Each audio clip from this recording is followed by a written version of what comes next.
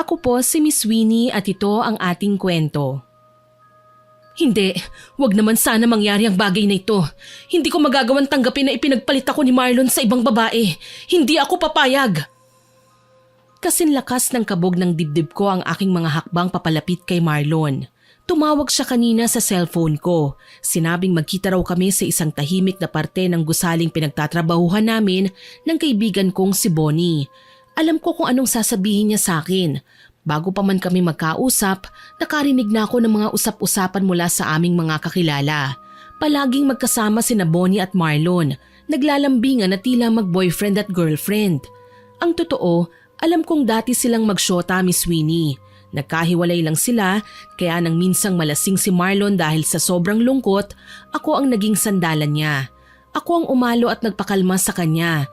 Dahil din sa pagiging malapit namin, nagkagusto kami sa isa't isa. Bakit kailangan dito pa tayo magkita? May coffee shop naman sa ground floor ha. Tsaka parang balisa ka, Marlon. May problema ka ba? Alam mo naman na palagi mo akong maaasahan, hindi ba? Importante ang sasabihin ko sa'yo. Kaya hindi na natin kailangan uminom ng kape. Wala din akong balak na lumaklak pa ng mas maraming inumin. Dahil ngayon pa lang, kinakabahan na ako sa kahihinat na ng usapan natin. Ikaw talaga, pinakakaba mo ko ah. Sabihin mo na kasi kung tungkol saan ba yan at kailangan pa nating magtago dito. Ayoko kasing may ibang makarinig ng sasabihin ko sa'yo. Hindi mo ito magugustuhan. Pero gusto ko lang kasi magpakatotoo na eh. Ayoko na magsinungaling, Maui. Nakukonsensya na ako. Alam kong hindi mo deserve ang ganitong trato mula sa akin. Minahal kita kahit papano. Kaso lang... Ang dami mong paligoy-ligoy eh. Ano ba kasi? Sinasayang mong oras ko eh. Kilala mo ako, Marlon. Ayoko nang sinusurpresa. Sige na, sabihin mo na. Patawarin mo sana ako, Maui. Pero ako talaga nagkamali. Ayoko nang may kasalanan. Hindi ko lang mahanap ang tamang pagkakataon para sabihin sa'yo na hindi na kita mahal. Anong kalokohan to, Marlon? Ang lakas ng loob mong hiwalayan ako? Ano, dahil may ibang babae ka na? Huwag mo nang itanggi. Marami na akong naririnig na chismis. Si Bonnie ba, ha? Walang kasalanan si Bonnie rito, Maui. Huwag mo siyang idadamay. Pero hindi ako tatanggi. Si Bonnie nga ang binalikan ko. Sorry. Hayop ka? Akala ko ba mahal mo ko? Nangako ka sa akin ako lang ang babaeng pakakasalan mo. Sa dami ng pwede mong landiin, bakit si Bonnie? Ano pa bang kulang sa akin, Marlon? Pasensya na, Maui. Hindi na talaga kasi kita mahal eh. Si Bonnie lang ang laman ng puso at isip ko. Sana naman maintindihan mo yun.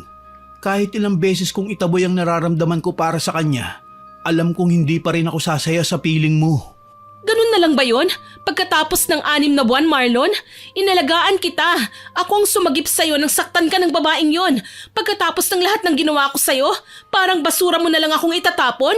Hindi ako papayag, Marlon. Lalaban ako at patutunayan sa'yo na ako pa rin ang mamahalin mo. Iyan kasi ang problema sa'yo eh. Ipinipilit mo na naman ang gusto mo. 6 na buwan lang yun, masyadong maiksi. At sa loob ng 6 na buwan, hindi pa rin kita kilala. Hindi ko masabayan ang gusto mo eh. Mas maangas ka pa sa akin, Maui. Sa ating dalawa, mas ikaw ang nasusunod. Hindi ko alam kung ano bang dapat maging tamang reaksyon. Ito ang unang pagkakataon na niloko ko ng lalaking mahal ko, Miss Winnie. Hindi sapat na rason ang 6 na buwan para saktan niya ako.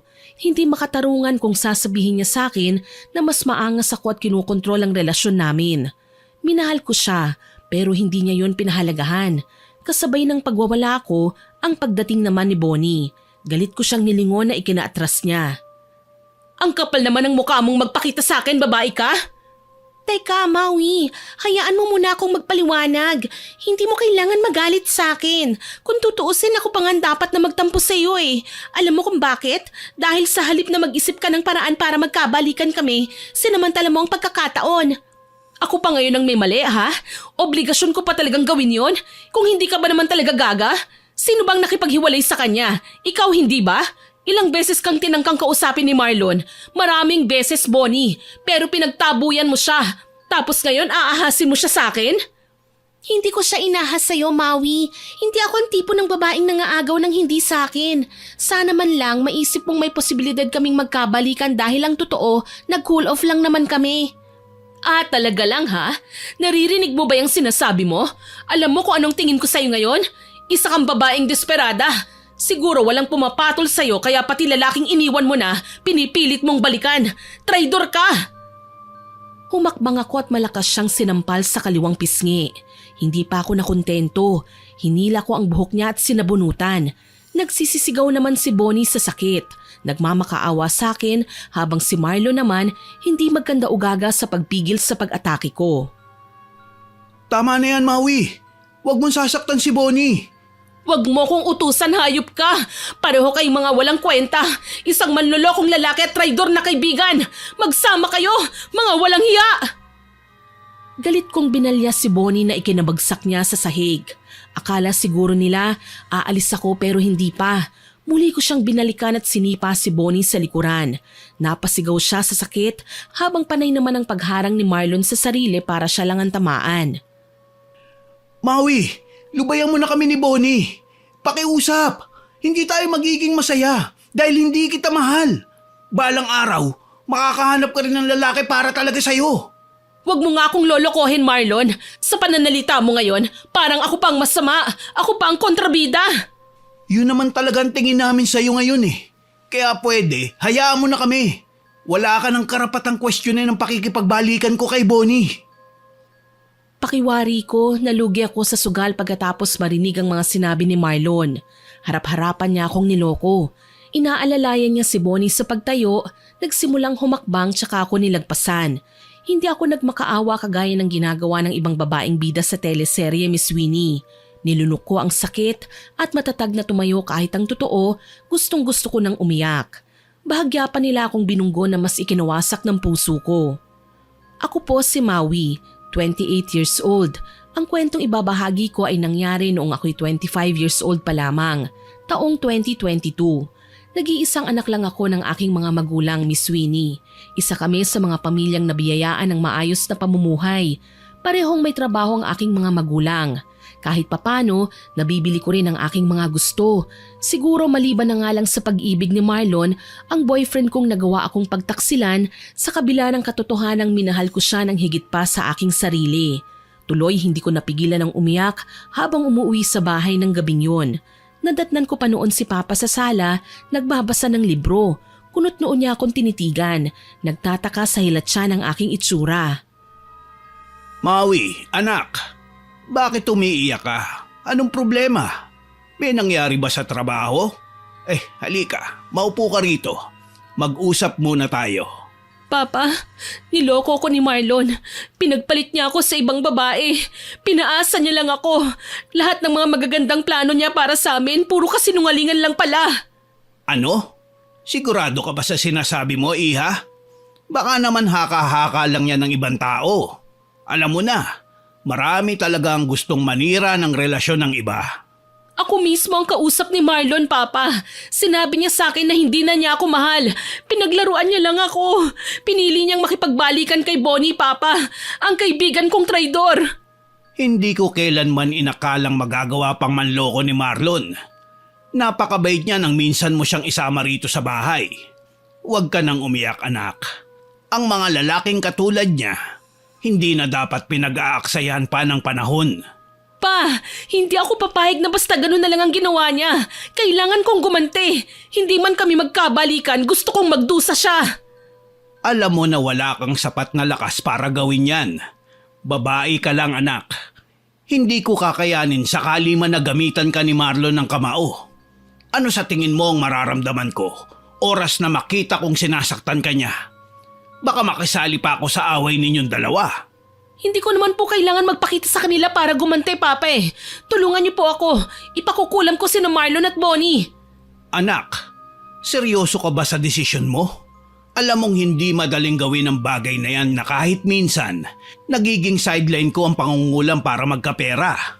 Wala akong pakialam, Papa. Kailangan mo lang mamili. Tutulungan mo ba ako o magpapakamatay na lang ako? Singhal ko na ikanalaki ng kanyang mga mata. Alam ko na hindi ako matatanggihan ni Papa. Mahal niya ako dahil nag-iisa lang akong prinsesa ng mga magulang ko. Higit sa lahat, wala pang nagtatangkang saktan ako maliban kay Marlon. Palibhasa hindi pa niya kabisado ang ugali ko kapag nagagalit. Noong magjowa pa lang kami, halos gawin ko na ang lahat maipakita lang sa kanya na mabuti akong tao. Kaso lang, nanlumo ako nang marinig ang sinabi niya sa akin. Anak, hindi magaan na gawain ng mangulam. Dapat alam mo yan. Hindi to dapat ginagawa sa kung kani-kanino lang. Bawat orasyon, kada ritual, may kapalit na karma na siguradong sa atin din babalik. Hindi ko gustong malaman na sinasaktan ka ng iba. Pero hindi ko rin gusto ang ideya na gumagamit tayo ng itim na mahika para gumanti lang sa nagkasala sa atin. Pa, ano pong gusto niyong gawin ko? Hayaan na lang sila na abusuhin ako? Kahit kailan, hindi ko pinangarap na maging talunan pa. Alam ko naman yun, anak. Pero hindi rin ako naging magulang para konsentihin ang lahat ng pagkakamali mo. Dalaga ka na. Kaya mo nang gawa ng solusyon ng bagay na yan. Alam naman natin na matalino ka, maganda, tuso nga lang. Pero kaya mo ring gawin sa tama. Ibig bang sabihin yan, pa? Okay lang po sa inyo na magpakamatay ako? Anak, alam ko naman na tinatakot mo lang ako. Masyado mong mahal ang buhay mo para tapusin ng ganun lang. Isa pa, hindi solusyon na magpakamatay, lalo na't alam kong hindi ka pa nakakapaghiganti. Bakit ba ganyan kayo, Papa? Humihingi nga ako ng tulong sa inyo pero tinatanggihan niyo ako. Hindi pa ba tulong ang binigay kong payo sa'yo ngayon? Ayoko makapanakit ka ng iba, anak. Lalong ayokong piliin mo ang mga maling desisyon sa buhay. Parte ng pagdadalaga ang masaktan. Parte ng buhay natin ang mga pagsubok. Saka walang binibigay na problema ang Panginoon nang hindi natin nalalagpasan. Hindi ako nakapagsalita sa sinabi ni Papa. Tinamaan ako doon, pero yung sakit na dinulot sa akin ni Bonnie at Marlon hindi mawala-wala. Gayunpaman, pinili ko muna siyang sundin. Wala namang mawawala lalo na't kilala ko si Papa. Hindi siya nagbibigay ng advice na siguradong ikapapahamak ko. Nang sumunod na araw, matamlay akong pumasok sa opisina. Habang naglalakad sa hallway, narinig ko ang tila bubuyog na bulungan ng mga tsismosa at pakialamera kong katrabaho. Ilan sa kanila, naaawa, iba naman parang masaya pa sa kasawian ko. Wala naman dapat akong pakialam kaso nakasalubong ko si Bonnie. Maui, kumusta ka na? Namamaga ang mga mata mo Umiyak ka ba? Nananadya ka ba talaga, Bonnie? Hindi mo alam kung bakit, ha? Hindi Sorry ha, kaya nga ako nagtatanong. Alam mo na, hindi ako magiging komportable kapag may nakikita akong kaibigang malungkot. Hindi kita kaibigan. Pwede ba wag kang umastang anghel? Hindi ka mabait. Mga agaw ka nga, hindi ba? Una naman siyang naging sakin, Maui. Pinahiram ko lang siya sa'yo. Tsaka wala akong balak na makipag-away. Ang gusto ko lang magkaayos tayo para maging happy na kami ni Marlon. Nag-init ang ulo ko sa sinabi ni Bonnie. Sa ganitong pagkakataon, gumagaan ang mga kamay ko. Mabilis ko siyang tinulak na ikinasadsad niya sa sahig. Nagsinghapan ng mga empleyadong nakakita pero walang nagtangkang pumigil sa amin. Nakamata lang ang lahat sa susunod kong gagawin. Lumayo ka sa akin, Maui! Ano? Hindi ka ba nakontento sa pagsira mo sa relasyon namin ni Marlon noon? Talagang desidido ka pang saktan ako? Ano ba sa tingin mo? Umaasta kang biktima pero ikaw naman talaga ang masama. Alam mo yung totoo? Gusto kitang kalbuhin pero hindi ko gagawin dahil marami kang alipores dito. Hindi naman lahat ng totoong nangyari dito sasabihin nila Dahil kampi nga sila sa'yo, malamang gagawa sila ng paraan para baguhin ang kwento. Sinadya kong hakbangan si Bonnie at iniwan na sila sa hallway. Muli nagbubulungan ng mga marites. Wala akong pakialam kung tawagin nila akong salbahe o bully. Ang mahalaga, maipakilala ko kay Bonnie ang totoo kong ugali. Hindi ako mabait, lalong hindi ako pasensyosa. Kasalanan nila yun Sinira nila ang paniniwala ko sa true love. Dinungisan nila ang inosente kong puso. Si Marlon ang una kong boyfriend. Siya sana ang pinangarap kong maging asawa balang araw. Nasa sarili na akong opisina nang dumating naman si Marlon. Masama ang timpla ng kanyang muka pero hindi man lang ako nakaramdam ng pagkabahala. Alam kong nagsumbong sa kanya si Bonnie kaya malamang susugod ngayon si Marlon para sikmatan ako. Sinabi sa akin ni Bonnie na tinulak mo siya sa hallway. Bakit, Maui? Hindi ba't nag-usap na tayo? Sinabi ko sa'yo na lubayan mo na kami. Hindi ka ba talaga makaintindi? Kayo ang hindi nakakaintindi, Marlon. Kung ayaw mong saktan ko ang girlfriend mo, sabihin mo sa kanya, huwag siyang pahara-hara sa daanan ko. Nagiging unreasonable ka na, Maui. Ano bang makukuha mo kung palagi mo na lang pagbubuhatan ng kamay si Bonnie? Pasalamat ka nga napigilan ko siya magsumbong sa management. Kung nagkataon, baka naghahakot ka na ng mga gamit mo ngayong paalis. Bakit naman siya pakikinggan ng manager natin? Nilandi niya rin bang lalaki para makuha ang loob niya? Sumusobra ka na, Maui. Huwag mong iinsultuin si Bonnie sa harapan ko. Lalong huwag na huwag mo siyang sasaktan dahil 3 buwan ng buntis ang girlfriend ko. Walang gana akong tumawa sa harapan ni Marlon. Parang inamin na rin niya na hindi pa man kami naghihiwalay, may ginagawa na siyang katarantaduhan ng hindi ko nalalaman. Kita mo nga naman, 3 buwan pa lang tayo noon, umaalingasaw na ang pagtataksil nyo. Ayos din ano? Ginawa mo lang akong panakipbutas. Wala kang paninindigan, ni hindi mo malalaman kung kanino ka magiging tapat. Sa akin ba o kay Bonnie? Sabihin mo nga sa akin, Marlon, bakla ka ba? Hindi ako bakla. Lalong wala kang karapatang husgahan ako. Ngayon alam mo na kung bakit hiniwalayan kita. Siguro naman hindi mo na kami guguluhin pa. Magkakaanak na kami, Maui. Sana naman, tanggapin mo na yun. Wala na tayong pag-asa. Hindi mo dapat pinaabot pa sa ganito, Marlon. Pinalalim mo pang nararamdaman ko para sa'yo Tapos ganito lang pala ang sasapitin natin. Sana inisip mo na hindi naman kita mamahalin kung hindi ka nagpakita ng motibo na may pag-asa tayo. Pero sinira mo ang tiwala ko sa'yo. Ilang beses ko nang ginusto magpaliwanag sa'yo. Pero nitong mga nakaraang araw napapansin ko, nagiging bossy ka na sa lahat ng tao. Maging sa relasyon natin, nawawala na ako ng kontrol. Anong gusto mo? Ikaw lang ang pinakikinggan? Ikaw ang nasusunod? Ikaw ang lahat? Kaya heto, nagsawa din ako. Hindi ko pala kayang maging sunod-sunuran sa relasyong iisa lang ang may kontrol. Nagkamali ka rin nang saktan mo ko at pagsisisihan mo ang ginawa mo sa akin. Umalis ka na, Marlon. Ayaw na kitang makita pa. Magsama kayo ni Bonnie. Umiiyak kong sigaw. Walang nagawa si Marlon kundi ang talikuran na lamang ako. Akala ko kapag ibinuhos ko ang luha ng araw na yon, mahihimasmasan din ako, Miss Winnie. Pero nagkamali ako Mas lalo lang lumala ang sakit. Mas ginusto kong makaganti. Nararamdaman ko naman na iniiwasan na nila ako. Maski si Bonnie halos hindi ko na makasalubong sa opisina. Siguro natakot din siya sa mga kaya kong gawin. Itinulak ko ba naman siya ng malakas sa sementong sahig Takot lang niya kung sa susunod na magkita kami, ihulog ko na siya sa hagdanan. Nabalitaan ko na ikakasal na sila. Mas lalo akong hindi mapalagay. Hindi ko pa rin matanggap na masaya na sila sa magiging buhay nila habang ako heto, bitter at nag-iisa. Dito ko napagtantong may hangganan din pala ang kabaitan ko. Ngayon ubos na ang pasensya ko, kahit ang pinakamalalang krimen maiisip ko pang gawin. Ang mas nakakatuwa lang, hindi ko na kailangan humantong sa ganoon. Muli kinausap ko si Papa. Parang awa niyo na po, Papa. Iganti niyo naman po ako. Lubog na ako sa kahihiyan. Pati ang mga kakilala at katrabaho ko pinag-uusapan ako. Wala na akong mukhang maihaharap sa kanila. Sigurado ka na ba talaga sa gusto mong mangyari, anak? Ilang beses na kitang pinayuhan, pero lagi ka pa rin humahantong sa ganito. Alam mo naman ang mangyayari, hindi ba? Alam ko, Papa, pero dito lang ako matatahimik. Kailangan kong makaganti sa kanila. Kung ganon, sige. Papayag na ako. Bigyan mo ko ng litrato ni na Marlon at Bonnie, anak. Eto po, Papa. Pakilagyan ang buong pangalan, anak. Yung tunay nilang pangalan. Sa pamamagitan nito, sisiguraduhin kong magdurusa kayo ni Bonnie, Marlon. Isang malaking pagkakamali ang ginawa niyong panloloko sa akin. Anak, oras na sambitin ko na ang mga orasyon. Manatili ka lang sa likuran ko.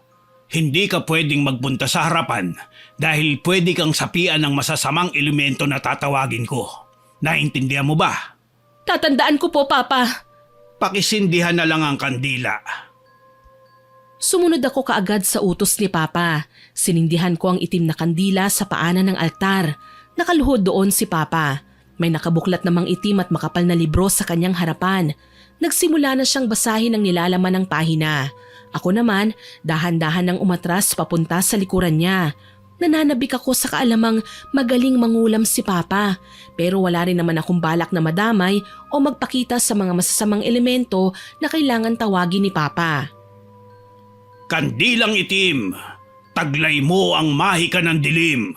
Mga taksil na tao'y parusahan at gawing sakitin. Ilang beses pa itong inusal ni Papa hanggang sa makaramdam ako ng malamig na hangin. Tila ba nagbago ang temperatura sa paligid. Nagsimula nang sumayaw-sayaw ang apoy sa kandila. Maging ang kurtina ay tila ba hinihipan ng malakas na hangin. Kabado man, tinatagan ko ang aking sarili. Nanahimik ako sa isang tabi at ipinagdasal na sana tagumpay ang gagawin ni Papa na paghihiganti. Nakita kong hinawakan niya ang picture at pinagmasdan. Sa pagkakataong ito, hindi ko na marinig ng malinaw ang mga binubulong ni Papa. Parang sa mga taong nasa litrato lang niya ito sinasabi. Ilang sandali pa, dinampot niya ang nakasinding itim na kandila. Itinaas baba niya yun sa ere, tsaka hinayaang ipatak sa muka ng nasa litrato ang tunaw na kandila. Halos matakpan nun ang nakangiting muka nila Marlon at Bonnie.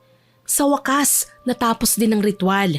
Hindi kagaya ni Papa ng ibang nakita kong mangkukulam, nawawala sa sarili habang nasa ilalim ng pag-oorasyon. Kadalasan, may tinatawag lang siyang elemento, masamang espiritu na siyang binibigyan niya ng pahintulot na bigyan ng sakit ang mga taong sobra kong kinamumuhian. Haya na anak, tapos na ang orasyon. Makakahinga ka na ng maluwag. Ilang araw lang ang lilipas, mababalitaan mo ng may malubhang sakit ang 2 taong nanakit sa'yo. Maaasahan po talaga kayo, Papa. Maraming salamat po. Sana mapagtanto nila kung gaano kasakit ang ginawa nila sa akin. Pinagmukha nila akong tanga. Ayokong may nananakit sa prinsesa ko. Ikaw lang ang nag-iisang kayamanan namin ng mama mo. Kaya gagawin namin ang lahat. Maging masaya ka lang. Alam niyo po, Papa, ipinagmamalaki ko po kayo sa mga kaibigan ko.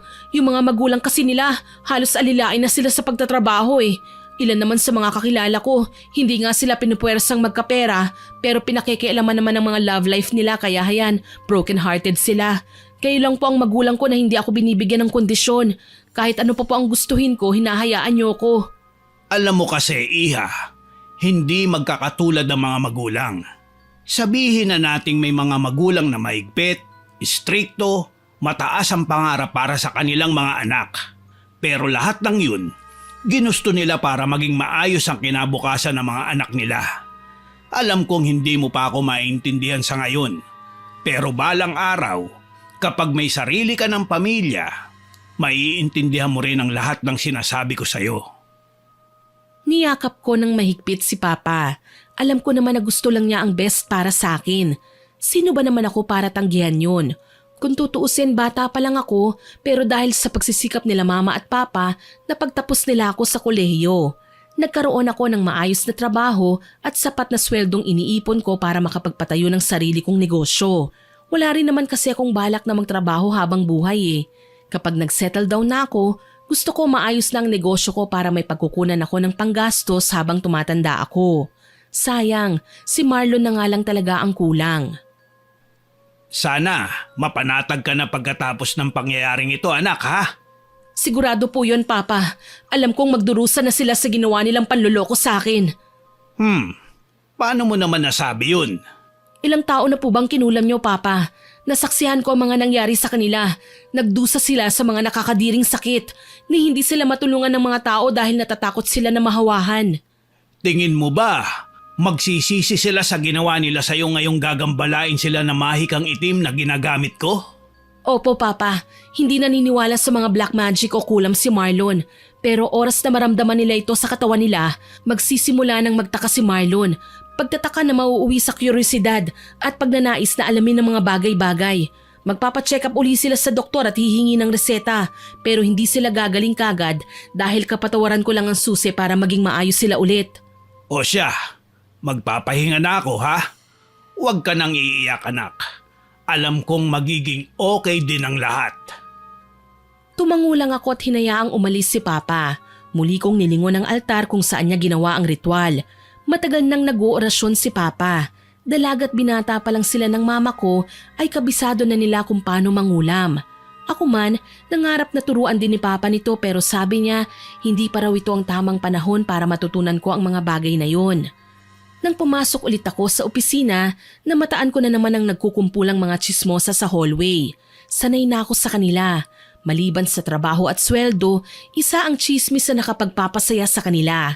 Nilagpasan ko ang kumpulan lalo na't nararamdaman kong ilag sila sa akin. Hindi nakaligtas sa pandinig ko ang sinabi ng isa sa mga babae. Ano bang nangyari? Tanong ko, isa sa mga baguhan ang sumagot sa akin. Kawawa raw si Bonnie, kailangan dalhin sa ospital dahil buong gabing hindi nakatulog. Sigaw lang ng sigaw at ang dahilan, nakakakita raw siya ng multo. Hanggang ngayon nagiging hysterical pa rin ang babae. Lingon ng lingon na ikinabahala ng mga kapwa katrabaho. Napangisi ako, hindi ko maiwasang matawa sa nakikitang sitwasyon ni Bonnie.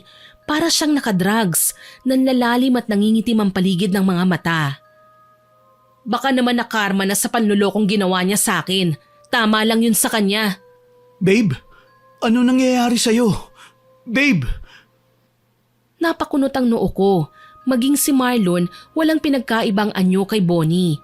Halatang hindi nakatulog buong magdamag. Ito na siguro ang kulam na pinagawa ko kay Papa. Pero bakit ganitong parusa lang? Bakit nakakakita lang siya ng multo? Ang gusto ko sana, magkaroon siya ng malalang sakit eh.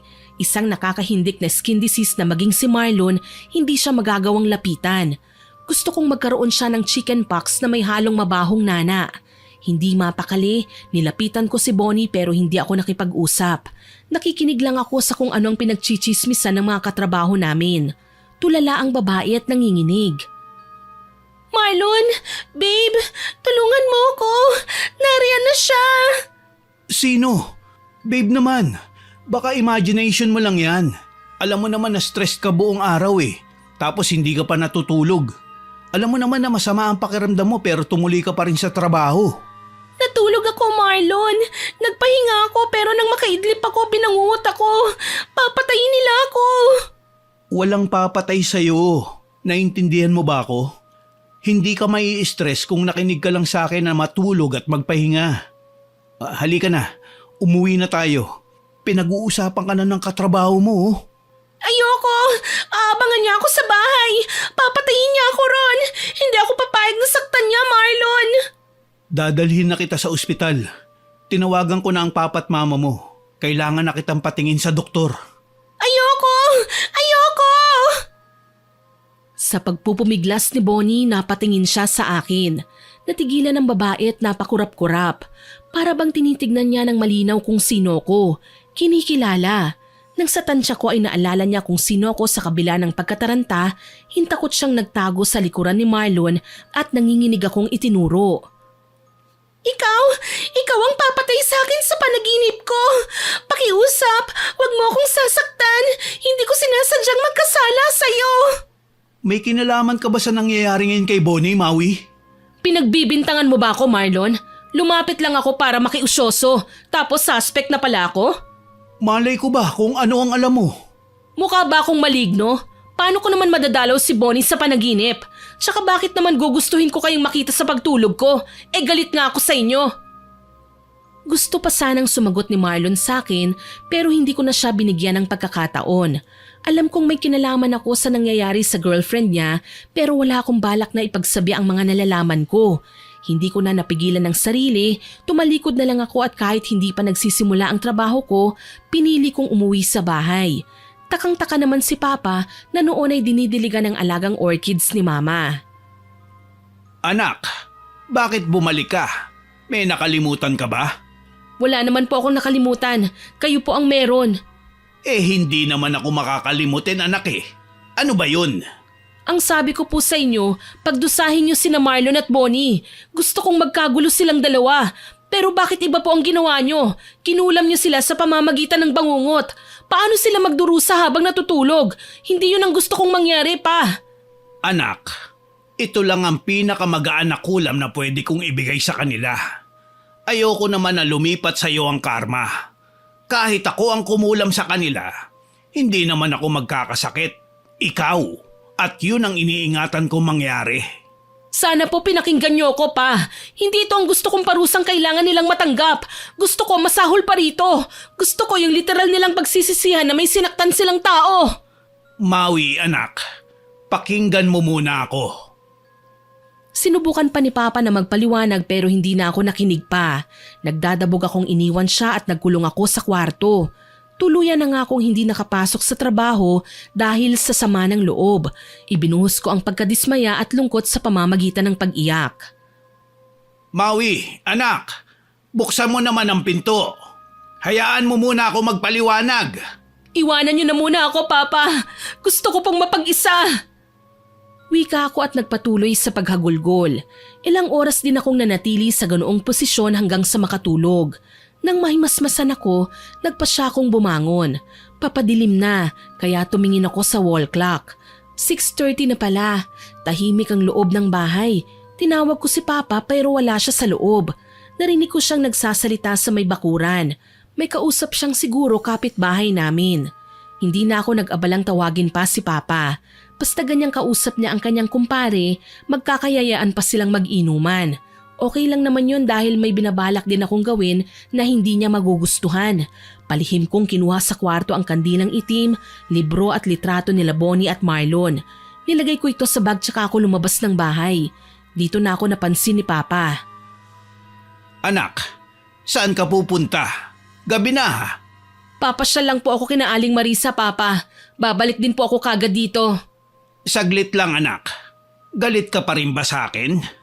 Wala naman po akong karapatang magalit sa inyo, Papa eh. Nadismaya lang ako. Akala ko po kasi talagang gagawin yung lahat, maipaghiganti lang ako. Kaso parang ayaw niyong ibigay kina Marlon ng katumbas na sakit na nararamdaman ko eh. Pero ayos lang po, wag niyo na pong isipin. Sige po, kailangan ko nang umalis. Siyempre, kasinungalingan ng mga sinabi ko kay Papa, Miss Winnie. Hindi ako matatahimik hanggat hindi ako nakakapaghiganti. Walang sino man ang pwedeng manakit sa akin. Ilang minuto lang naman ang tinagal ko sa paglalakad hanggang sa makarating ako sa bahay nila Aling Marisa, ang kaibigang matalik ni Papa. Hindi ako matutulungan ng ama ko sa paghihiganti, pero sigurado naman ako na sa paglapit ko kay Aling Marisa, hindi ako uuwing luhaan. Naabutan kong nagluluto ng hapunan ng ginang. Sanay na ako sa bahay niya kaya hindi na ako kumatok at basta na lang pumasok. Mukhang mabango po ang niluluto niyo ah. Maui, iha. Naku, mabuti naman at napasyal ka. Aba, wag kang uuwi nang hindi ako nakakasalo sa hapunan, ha? Alam mo na, matagal na rin akong kumakain na mag-isa. Hindi naman po kasi kayo pumapasyal sa bahay eh. Busy kasi ko rito, iha.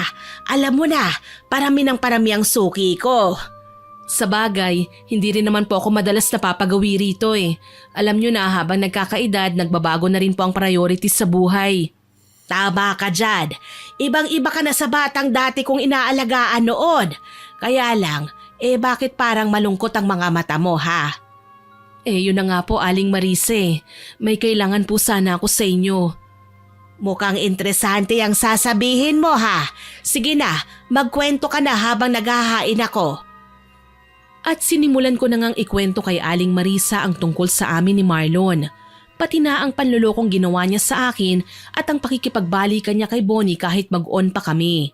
Galit na galit si Aling Marisa nang matapos ko ang kwento. Nako, kung nagkataong ako ang niloko ng lalaking yan, dadaganan ko siya. May edad ka na, Aling Marisa. Hindi ko naman nakakalimutan yon. Masama bang mag-react? Yan ang dahilan kung bakit hindi na ako nag-asawa eh. Walang ibang lalaking matino maliban na lang sa ama mo. Bakit ganon?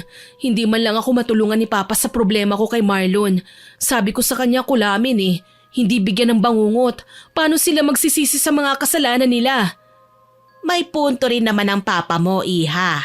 Hindi naman tayo Diyos na basta nalang huhusgahan ng mga taong kagaya ni Marlon. Ayaw niyang magkasala ka sa kanila. Hindi ko naman po sinabing huhusgahan ko sila, Aling Marise. Ang gusto ko lang po, matikman nila ang sakit na katulad ng nadarama ko ngayon. Ano ba ang gusto mong mangyari, iha?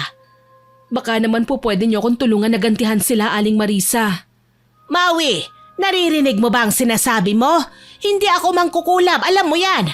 Isa akong mananambal. Naniniwala rin po ako na kaya niyong gawin ang ginagawa ni Papa.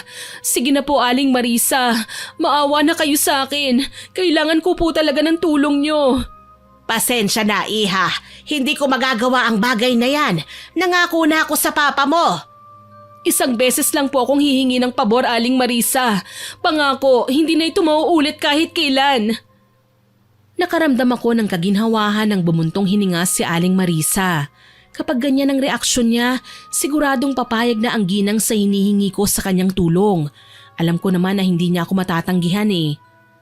Sige, tutulungan kita. Pero ngayon lang natin gagawin ang bagay na ito, ha? Naiintindihan mo ba? Tatanawin kong isang malaking utang na loob ang gagawin yung tulong, Aling Marisa. Hindi niyo lang alam kung gaano niyo ako pinasaya. Ewan ko ba sa'yong bata ka? Kung bakit hirap akong tanggihan ka eh. Basta wag mo akong isusumbong sa papa mo, ha? Pinilit niya akong mangako noong araw. Hindi pwedeng masira ang pangako ko sa kanya. Tumango ako at nagpasalamat kay Aling Marisa. Naging magana rin ang aming hapunan pagkatapos mag-usap.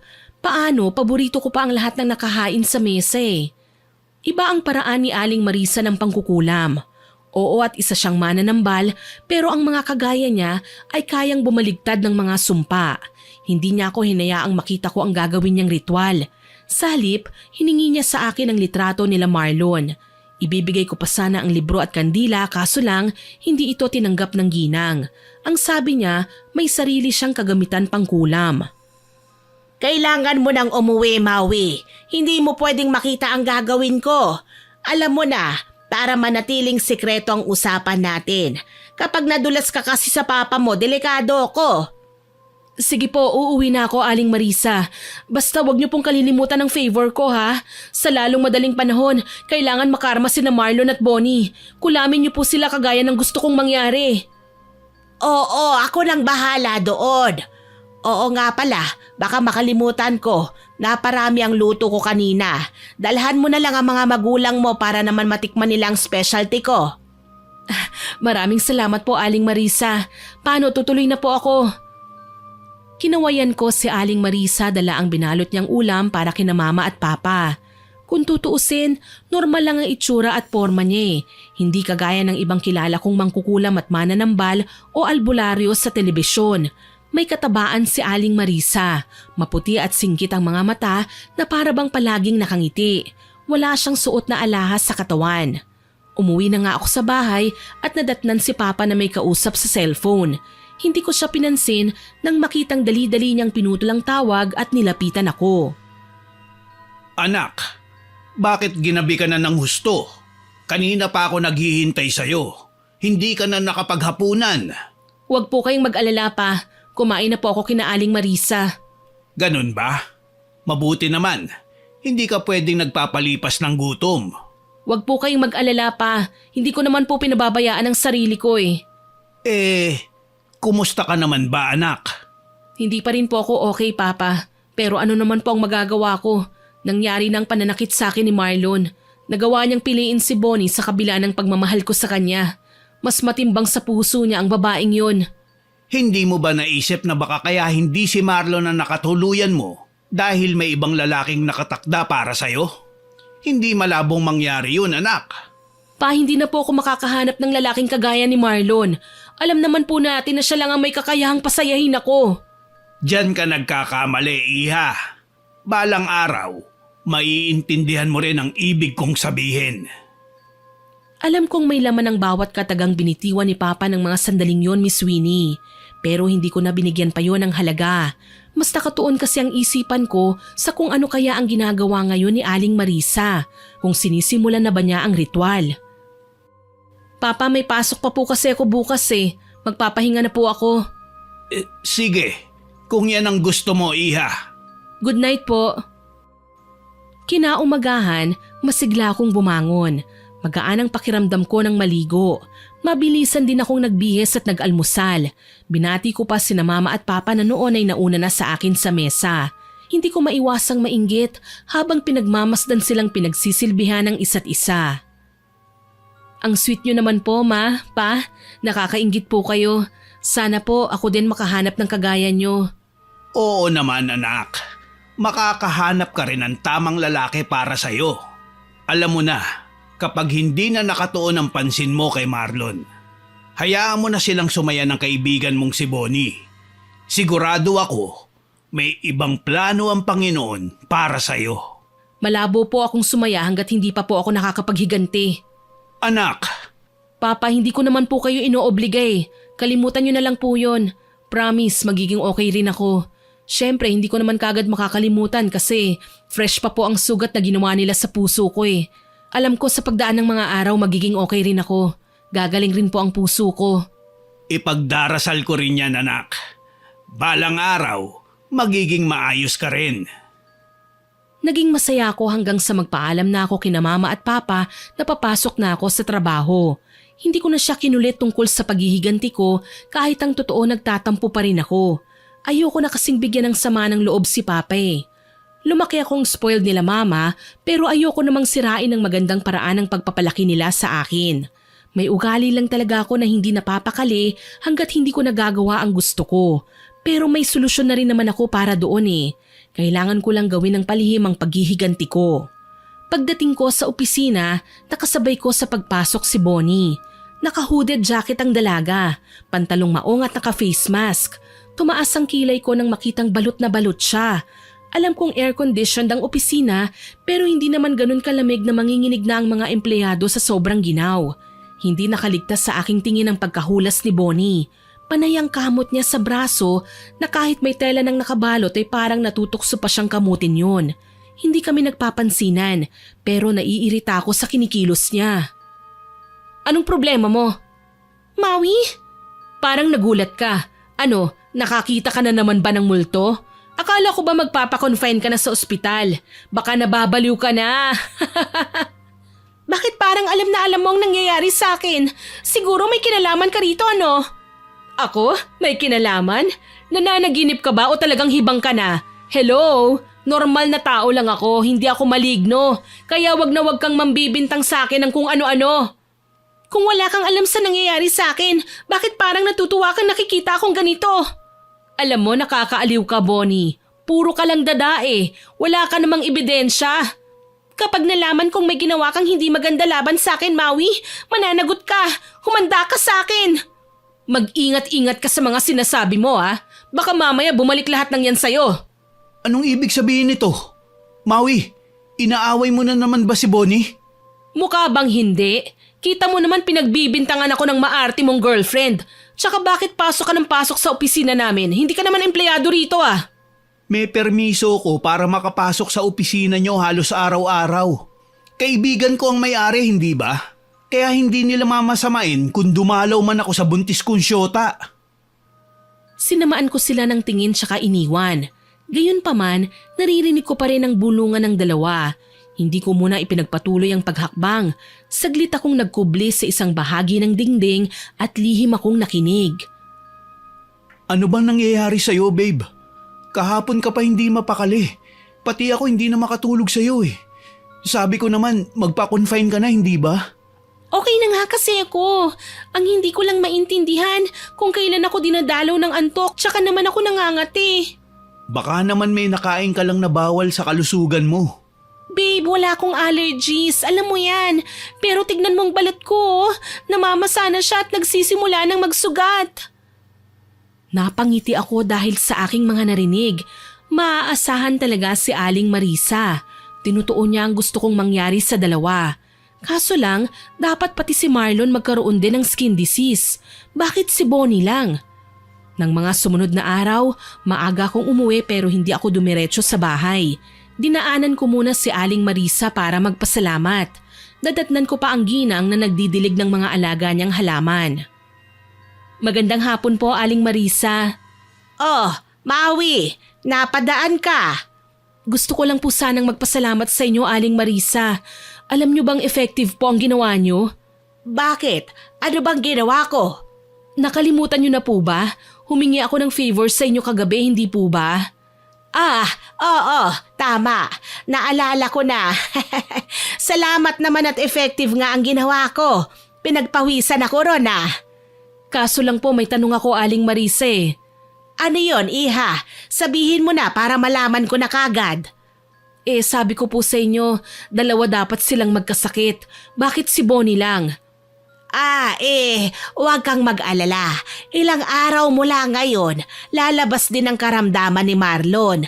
Hindi kasi ganun kalakas na kulam ang inilagay ko sa katawan nila kaya hindi tumalab kagad. Ayos lang po. At least may isa sa kanila ang magsisimula ng kamalasan. Hayaan niyo po, may bonus po kayo sa akin ha. Masaya kong sambit tsaka nagpaalam ako kay Aling Marisa. Hindi ko lang maipaliwanag kung bakit tila balisa siya. Ang alam ko lang, nagkaroon na ng linaw ang pagganti ko kay Bonnie. Pagdating ko naman sa bahay, hinanap ko si Papa. Nalaman kong nasa kwarto siya, sabi ni Mama.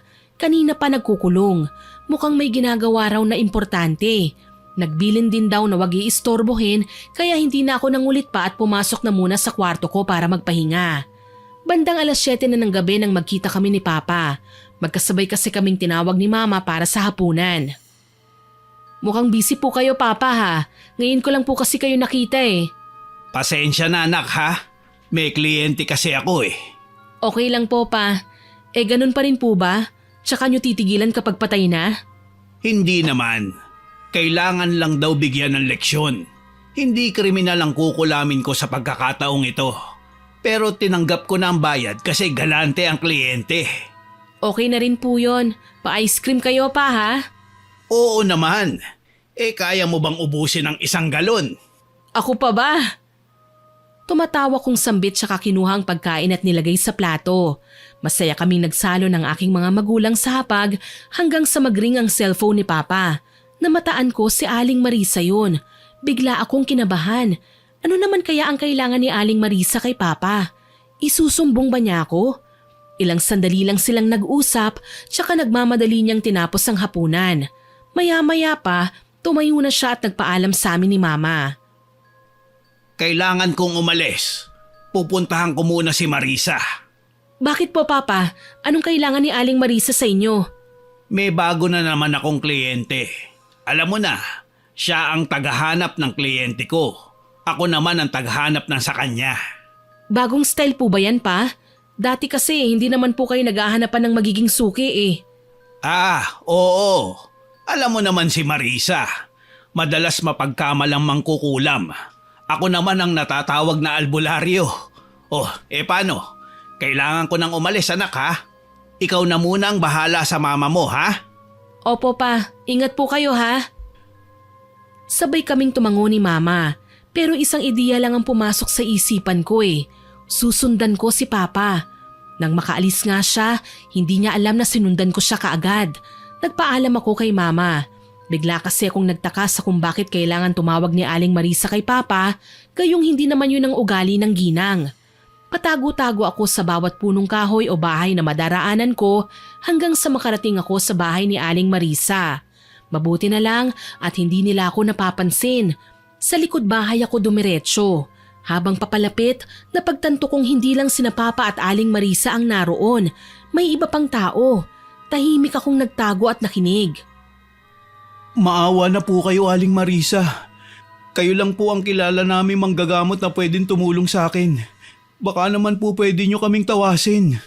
Ilang araw na po kasi naming tinitiis ang karamdamang ito eh. Nagpabalik-balik na po kami sa doktor pero hindi po nila malaman kung anong klaseng sakit ang meron kami. Hay nako, saan nyo ba kasi nakuha yan? Baka naman may atraso kayo sa ibang tao o nagkasala kayo sa mga engkanto, parang nabate, ganon. Hindi po Aling Marisa. Mabuti po kaming tao.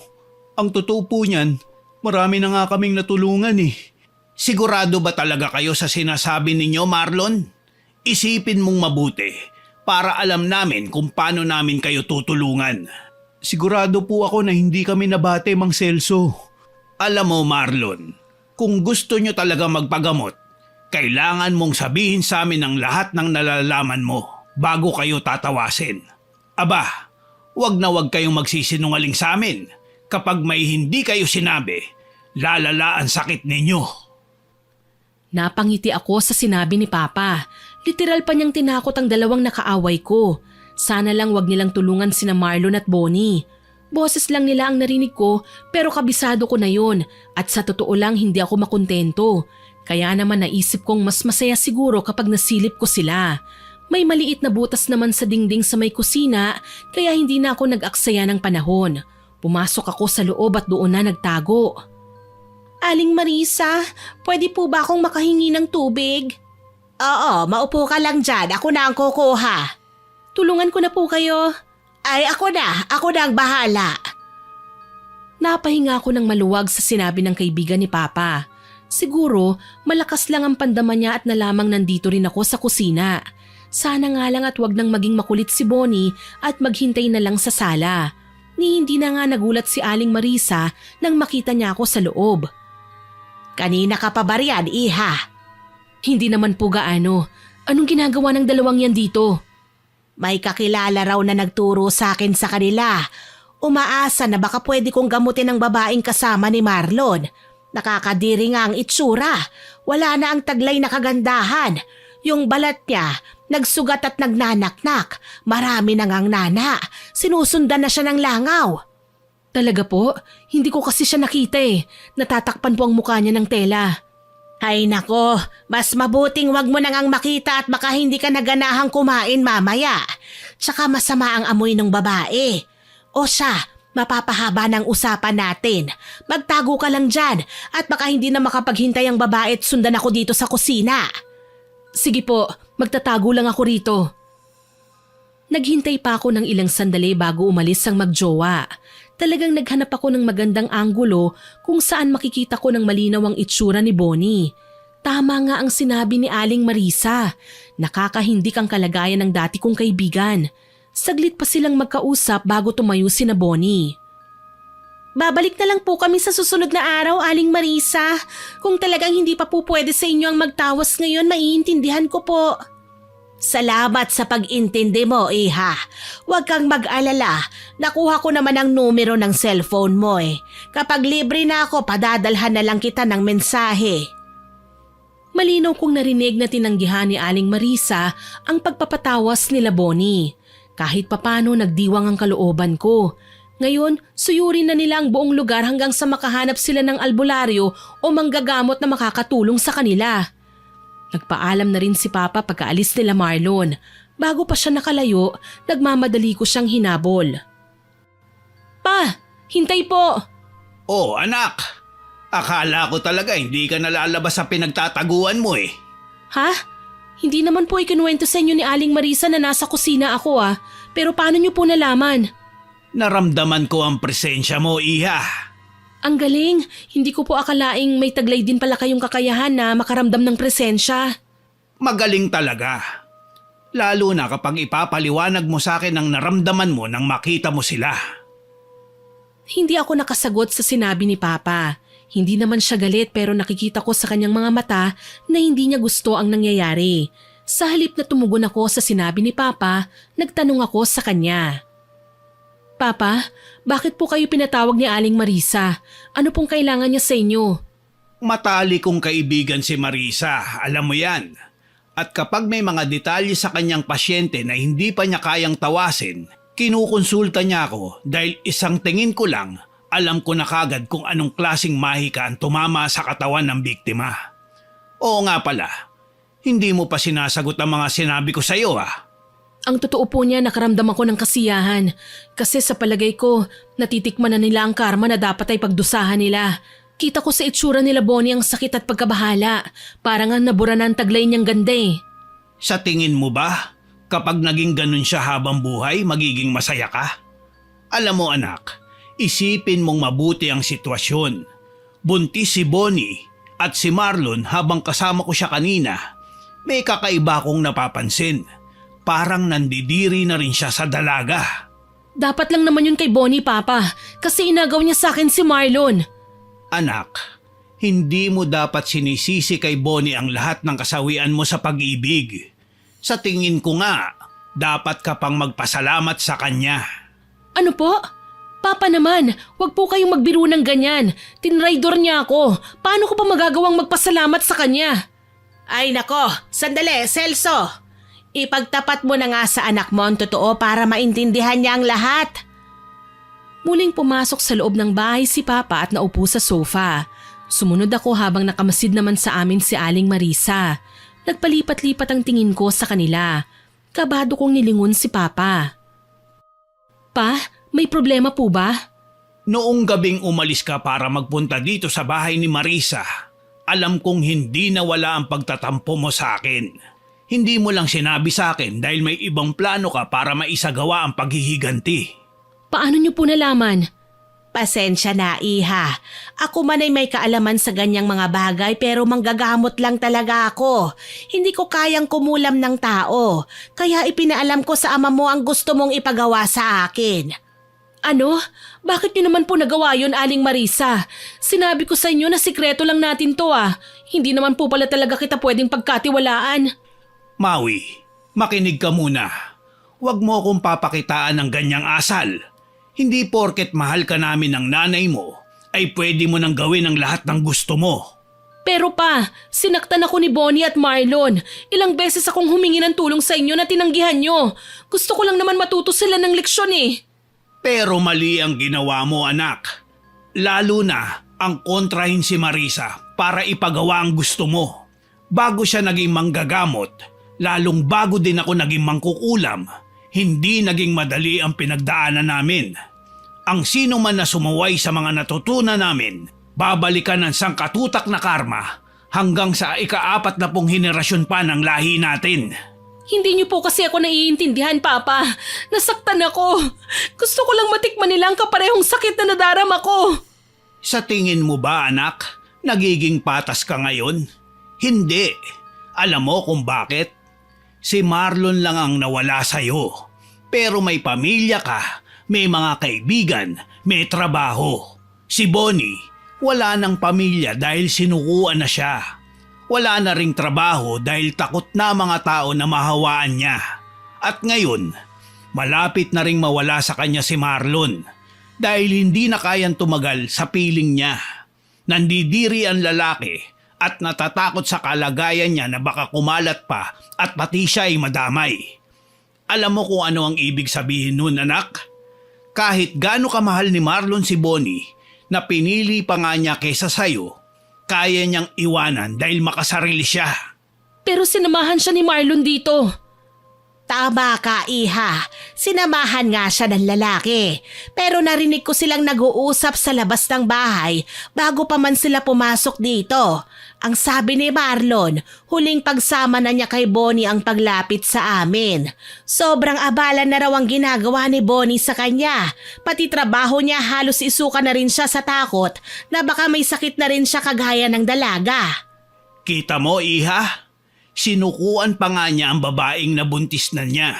Paano ka pa kaya? Isipin mo na lang kung sa'yo nangyari ang nangyayari ngayon kay Bonnie. Kung pati ang pamilya mo, sinukuan ka na dahil sa pandidiri sa'yo, anong mararamdaman mo? Iha, kaya kita pinapangaralan na huwag gumanti sa tuwing may nakakaaway ka. Kasi hindi yun tama. Sa pelikula lang nangyayari ang pakikipagpatayan. Makapaghiganti lang. Pero sa tunay na buhay, wala namang magbabago kahit nga patayin natin ang taong nagkasala sa atin. Ang dapat sa mga kagaya ni Bonnie, iniintindi. At kung hindi natin kaya, iwasan na lang natin. May plano ang Diyos kaya kahiniwalayan ni Marlon. Kita mo nga naman kung anong ginawa niya kay Bonnie, hindi ba? Sakitin na nga ang dalaga, hinuhusgahan pa niya. Dapat nga, dahil mahal niya ang babae, siya ang unang makakaintindi kay Bonnie. Hindi ako nakasagot sa mga ipinaliwanag sa akin ni Papa. Ewan ko ba, Miss Winnie, pero bigla akong nakaramdam ng konsensya. Nakikinit ako nga sa isip ko ang naging sitwasyon ni Bonnie. Paano kung sa akin nangyari ang bagay na yun? Tsaka bakit nga ba nakafocus kay Bonnie ang galit ko, gayong si Marlon naman talaga ang gumagawa ng paraan para pag-awayin niya kami? Mas lalo akong napahiya nang sabihin ni Papa na hindi naman talaga si Aling Marisa ang kumulam kay Bonnie. Dahil noong gabing hiningan ko ng pabor ang kaibigan ni Papa, tinawagan niya ang aking ama. Si Papa talaga ang nagsagawa ng orasyon ng kulam. Hindi para kampihan ako o pagbigyan ng gusto ko, kundi para ipakita sa akin ang mga bagay na dati ay nagbubulag-bulagan lang ako. Ngayon ko lang na-realize, ang sama ko pala, Papa. Patawarin niyo po sana ako. Hindi ko naisip na sumobra na pala ako.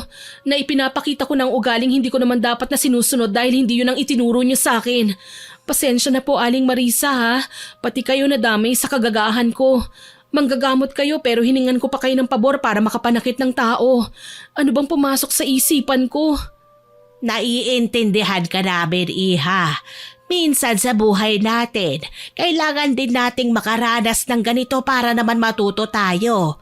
Hindi sapat ang pangaral lang kung hindi natin personal na mararanasan ng pagsubok sa buhay. Maliban pa doon, Iha, tayo mismo, ilang beses na nga bang nagkasala? Pinarusahan ba tayo ng Panginoon? Hindi ba niya tayo pinatawad? Alam nating lahat na mapagmahal ang ating Panginoon. Kaya niya tayo binibigyan ng pangalawang pagkakataon para itama ang mga bagay-bagay. Kaya tanggalin mo na ang galit sa puso mo, anak. Dahil hindi naman niya nambubuo sa sarili mo. Mangiyak-ngiyak na niyakap ko si Aling Marisa at Papa. Naiintindihan ko na kung ano ba talaga ang gusto nilang ituro sa akin. Kabutihan, sa kabila ng pasakit at pang-aapi ng iba. Tama nga ang mga kasabihang love your enemy, pati na ang kapag binatukan ng bato batuhin mo ng tinapay. Dahil totoong may makukuhang aral sa mga yon, magiging matibay na pundasyon para sa pagbuo ng aking pagkatao. Dahil sa mga sinabi nila Papa at mga pangaral, nagpa siya akong dalawin sa bahay nila si Bonnie kinaumagahan. Pagkababa ko ng taxi, hindi kalayuan sa kanilang tahanan na mataan kong nagtatalo sina Marlon. May sakit lang ako pero gagaling ito, Marlon. Maawa ka naman sa akin. Huwag mo naman akong sukuan. Iniwan na nga ako ng pamilya ko eh. Wala nang gustong makipaglapit sa akin dahil sa sitwasyon ko. Hindi. Ngayon ko lang napagtanto na isang malaking pagkakamali ang ginawa kong pakikipagbalikan sa'yo. Nakakadiri ka. Hindi ko pinangarap na magkaasawa ng sakitin na kagaya mo. Palagi na lang kitang dinadala sa ospital. Wala namang findings at walang matinong gamot na maibigay sa iyo ang mga doktor. Dahil lang sa pangit ako, ayaw mo na sa akin? Anong klase kang lalaki? Nagiging practical lang ako, Bonnie. Ayoko sa pangit. Ayoko sa babaeng walang kwenta na kagaya mo. Napakawalang ya mo. Ngayon hindi na ako magtataka kung bakit halos isumpa tayo ni Maui. Napakasama mo. Oo nga pala. Makikipagbalikan ako sa kanya. Ipapakita ko sa'yo na kaya ko mabuhay nang wala ka. Hindi naman talaga kita mahal eh. Lahat ng pangit, pinandidirihan ko. Nakita kong humagulgol si Bonnie kaya hindi na ako nakatiis at nilapitan silang dalawa. Kita ko ang pagrehistro sa mukha ng babae pero hindi nila napaghandaan ang ginawa ko. Malakas kong sinampal si Marlon. Abat! Ano, sasaktan mo ko? Hayop ka, Marlon. Porke wala ka nang mapapala kay Bonnie, ganyan na siya kung itrato mo. Tao ka pa ba? Hindi ka na nakontento sa pananakit mo sa akin. Pati si Bonnie na buntes na pagdiskitahan mo pa. Ito naman ang gusto mo, di ba? Ang bumalik ako sa'yo. Heto na ako. Iyong-iyo na ulit. Huwag ka nang umasa, Marlon. Nagising na ako mula sa kabaliwan ko. Sa'yo na ang sarili mo. Umatake ulit ang pagiging bully ko tsaka humakbang palapit kay Marlon. Malakas ko siyang tinulak na ikinasigaw naman ni Bonnie.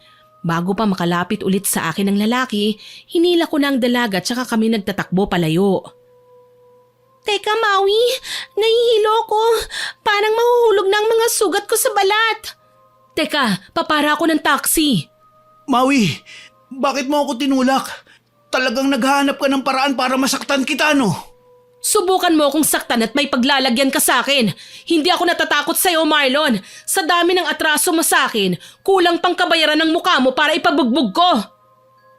Umatras si Marlon nang mapansin niyang marami sa mga tambay na kalalakihan ang nakikipagkumpulan sa amin. Tila ba natakot siya lalo na't kahit ganito ko ay kaya kong makihalubilo sa mga tambay at lasenggo. Nabanggit ko na po na minsan na kaming naging magkaibigan ni Bonnie kaya may ilang beses na rin akong napagawi sa lugar nila. Sa tuwing dumaraan ako roon, hindi ko mabilang kung ilang lasenggo na ang nag-alok sa aking uminom kasama sila. Hindi naman ako umiinom pero kaya kong makisama, lalo na kapag nagiiwan ako sa kanila ng pang-alak at pulutan. Nakahinga lang ako ng maluwag nang makasakay na kami ni Bonnie ng taxi. Maui, salamat nga pala sa pagtatanggol mo sa akin kahit alam kong galit ka sa akin. Bakit mo ba ginawa yun? Nakita ko kung paano ka tratuhin ni Marlon. Hindi ko nagustuhan yun. Alam kong ilang beses kitang nasaktan, pero sana maintindihan mo, galit lang ako noon. Alam ko namang hindi ka masamang tao eh. Siguro nagawa mo lang yun dahil nagpakita rin ako ng hindi magandang ugali laban sa'yo. Naisip ko, nakalalamang na ako dahil nabawi ko na si Marlon. Matagal na akong naiinggit sa'yo, Maui eh. Matalino ka, maganda, maraming nagmamahal sa'yo. Samantalang ako, konti na nga lang sila, pilit pa. Ganyan siguro talaga ang buhay. May kanya-kanya tayong personalidad. May kanya-kanya ring pagsubok na kakaharapin. Sinaktan ako ni Marlon, pero sa'yo ko binunto ng sobrang galit. Naisip ko, hindi naman hahantong sa ganun ang lahat kung hindi lumapit sa'yo si Marlon. Kahit na, nasaktan pa rin kita. Hindi ko dapat ginawa sa'yo yon. Naging mabuting kaibigan ka naman sa akin eh.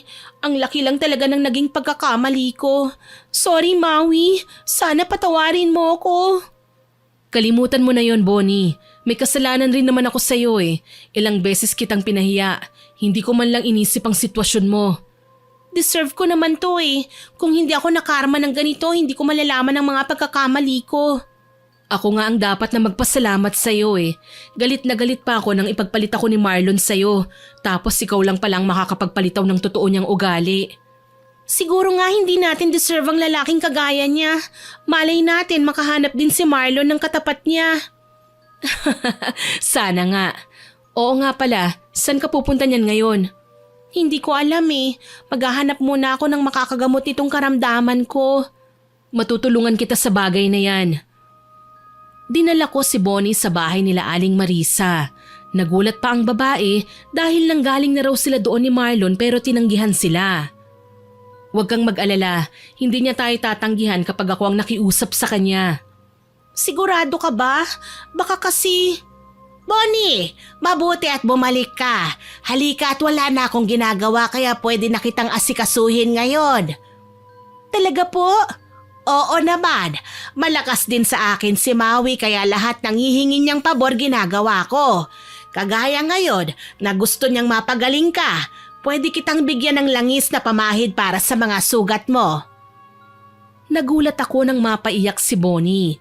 Hindi marahil siya makapaniwala na may mga taong tutulong sa kanya ng ganoon kabilis. Maraming salamat po, Aling Marisa. Alam niyo po, isa akong makasalanang babae eh. Pero hindi ako pinabayaan ng Panginoon. Binigay niya kayo para magsilbing gabay sa akin. Iha, lahat naman tayo nakakagawa ng pagkakamali. Ang kailangan lang, matuto tayo sa mga pagkakamaling yon at pagsikapang wag nang gawin ulit. Lagi mong tatandaan, Bonnie, kapag tumawag ka sa poong may kapal, pakikinggan ka niya. Ako man, yan ang natutunan ko habang nanggigigil pa ako sa galit ko sa inyo ni Marlon. Kay gaan ang naging pagtawa naming tatlo. Kahit papaano, siguradong gumaan ang kalooban ni Bonnie dahil ako man sa sarili ko, wala na akong maramdamang bigat. Okay na nga sa akin na hindi na makipagbalikan kay Marlon eh. Lalo na at napatunayan kong walang kwenta pala talaga ang lalaking yun. Maayos na naisagawa ang gamutan. Kahit papano, nakikita kong naging maayos na ang pakiramdam ng aking kaibigan. Nagkaayos na kami ni Bonnie kaya magkaibigan na kami ulit. Hindi man mabilisan dahil inabot ng ilang buwan bago tuluyang naging peklat ang mga sugat niya. Salamat na lang at hindi gaanong halata lalo na kapag nakapantalon si Bonnie. Tinulungan ko rin siyang makabalik sa trabaho. Sayang naman kung talagang hihinto na siya lalo na at medyo halata na rin ang tiyan niya ngayon. Maraming salamat sa lahat ng tulong mo, Maui. Hindi ko magagawa ang lahat ng ito kung hindi mo ako inalalayan. Magaling ka rin naman kaya hindi nag-inerte ang management na pabalikin ka. Isa pa, may medical certificate ka naman na nagpapatunay na may sakit ka at tuluyan nang gumaling. Isa na lang ang kinakatakot ko. Baka guluhin ako ni Marlon.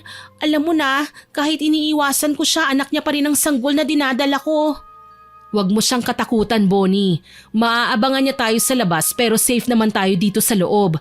Mabuti na lang at priority ng boss natin ang mga employees niya kaysa kay Marlon kaya ban na rin siya sa gusaling ito. Regular ang naging check-up ni Bonnie. May sapat na siyang vitamins at mga gamot para safe at malusog ang baby niya habang hindi pa naipapanganak. Si Aling Marisa ang naging hilot ni Bonnie. Kada buwan siya nagpupunta sa ginang para ipahawak ang tiyan niya. Planado na ng babae ang magiging binyag, kung sino ang magiging ninong at ninang hanggang sa isang araw nakasalubong ko si Marlon sa kalsada. Nagulat ako sa naging itsura niya.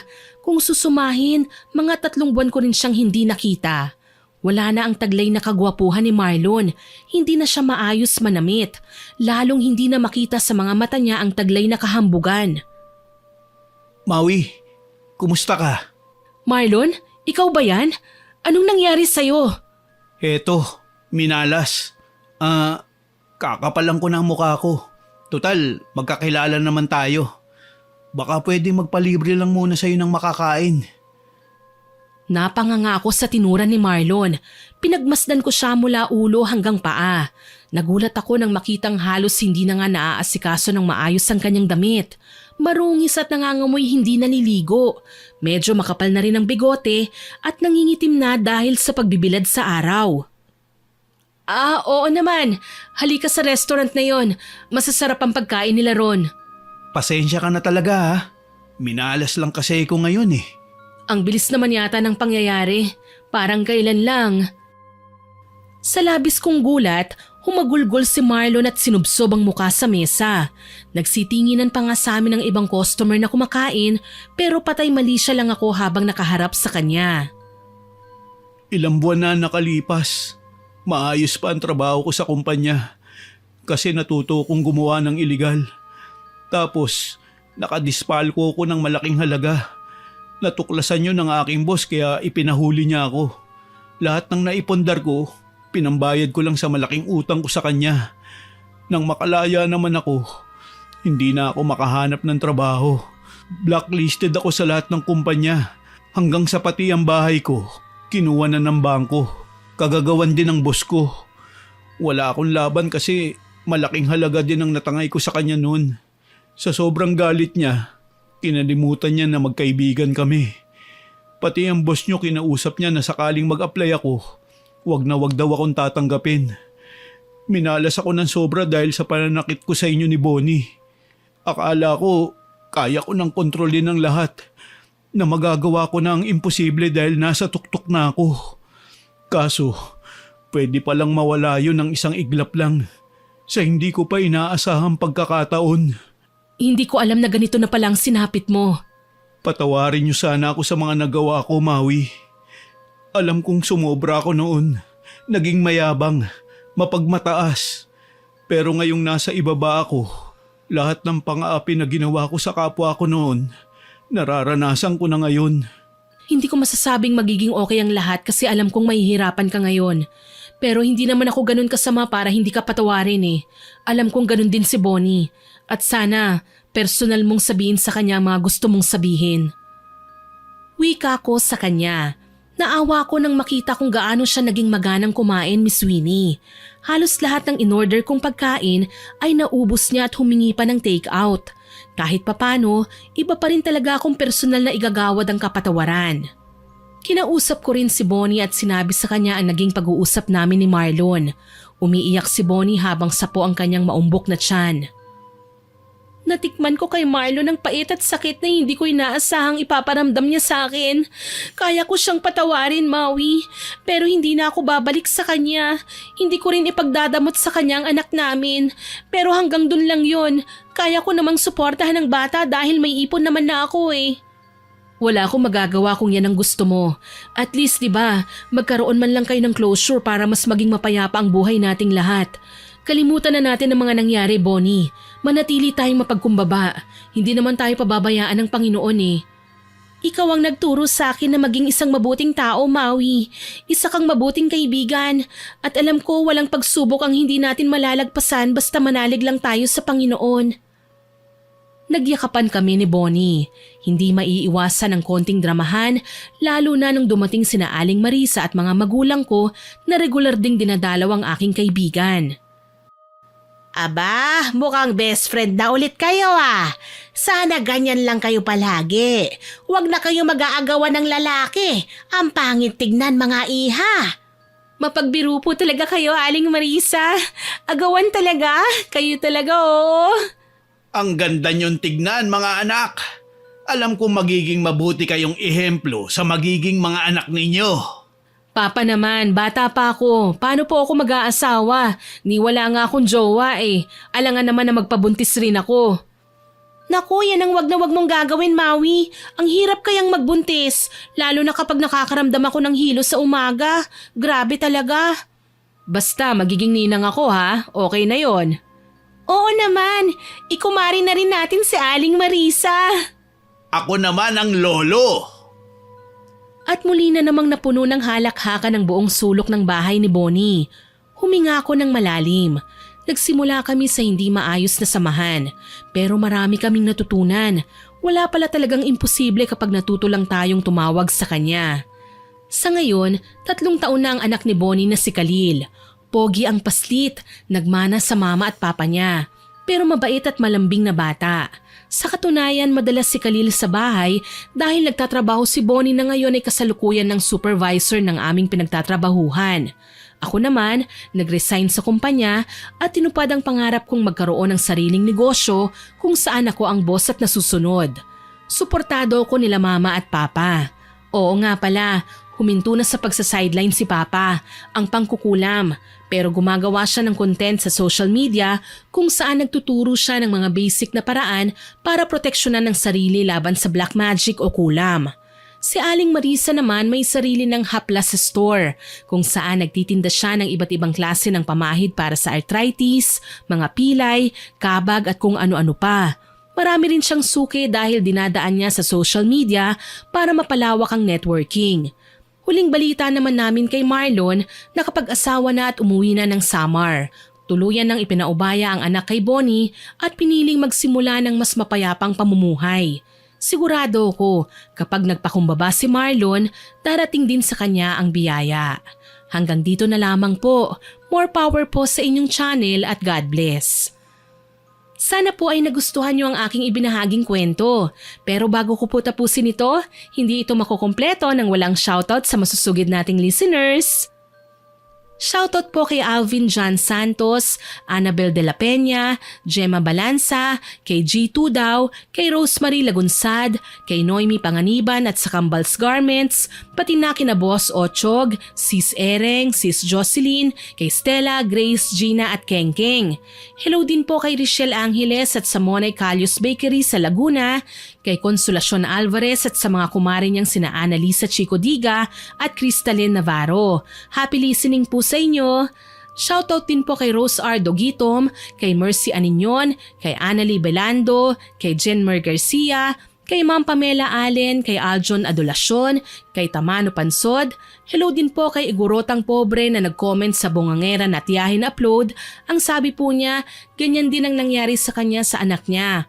OFW siya at sinisiraan ng pamangkin niya ang anak niya, mabuti na lang at umuwi siya at nalaman na sinasaktan ng anak niya. Naku ma'am, mabuti po yun at natuklasan niyo kagad. Salamat po sa pagkokomento at pagbabahagi ng sarili niyong karanasan. Shoutout din po kay Rizel Jen Rosas, kay Gian Angelic Miraflor, sa mag-asawang sina Lovely at Francis John Vallesa, hello po sa inyo, kay Glyza May Morales, kay Net Talamisan Domingo at sa Domingo family from Oriental Mindoro, hello din po kay Ma'am Charmaine Ebon at sa Ebon Sonita family, kay Vivian Encando, kay Jovian Sarmiento Peñafiel, Jocelyn Lingahan, kay Marilu Jamal na nakikinig sa atin habang nag-work sa Kuwait, kay Marilu de la Cruz, kay Dennis Soliman at sa Repackers ng Mariels Pasalubong from Bulacan na sina Madel, Sharon, Mai, Cora, Ninette, Annalyn, Lisa at Celeste. Happy listening po sa inyo dyan.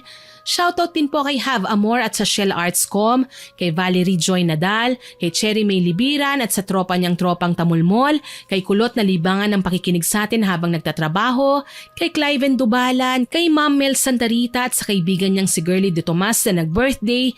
Belated happy birthday po ma'am. Hello din po kay Evelyn Palacio, kay Ma'am Tina Dekit at sa anak niyang si Princess Aliana Dekit na nag-birthday naman po last November 27. Belated happy birthday. Hello din po kay Cristina Peru, kay Gary Ribo, kay Ofelia Lopez, kay Marie Cris Samage, kay Christine Bocalig, kay LJ Ann at Florian Jade from Memory Avenue sa General Santos City, kay Wani the Explorer, kay Heidi Flores at sa Flores family from Bulacan. Salamat po sa inyong lahat na nag-comment at nakinig. Abangan nyo pa po sana ang mga susunod kong upload ha. At huwag nyo rin pong kalilimutan na mag-subscribe, like, share and comment sa stories natin.